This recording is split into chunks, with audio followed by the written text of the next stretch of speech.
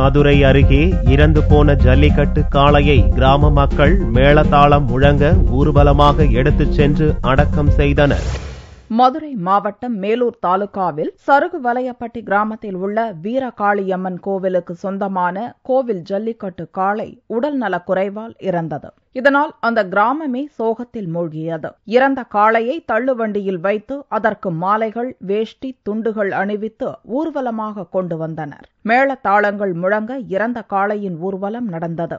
அப்போது கிராம மக்கள் புதிதாக ஒரு ஜல்லிக்கட்டு காளையை வாங்குவதற்கான பணத்தை இறந்த மாடு மீது மாலையாக செய்து போட்டனர்.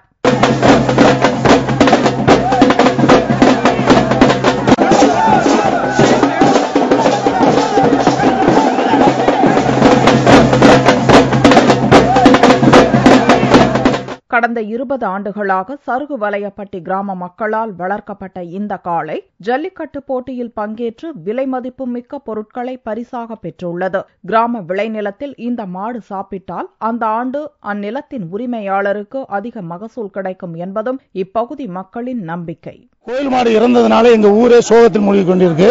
கிட்டத்தட்ட 20 ஆண்டு காலம் நாங்க கட்டி காத்த கோயில் மாடு.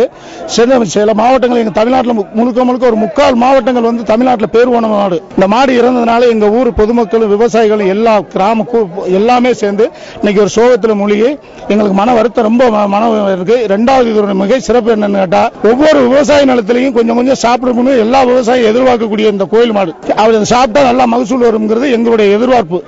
2வது இந்த தெய்வத்தினுடைய ஒரு முக்கியமான ஒரு சக்தி என்னன்னு கேட்டீங்கன்னா, கல்லால் கத்திரிக்காய் காய்க்கப்பட்ட ஒரு காலகட்டங்கள். அதனால இதை வழிபட்டு நாங்க நிறைய இந்த மாடு இறந்தது எங்களுக்கு முழுக்க ரொம்ப சோகத்தில் நாங்க எல்லா மக்களுமே இருந்திருக்கோம். சருகுவலையப்பட்டி கிராம மக்களின் செல்ல பிள்ளையாக இருந்த கோவில் காளை இறந்தது அப்பகுதி மக்களிடம் பெரும் சோகத்தை ஏற்படுத்தியுள்ளது.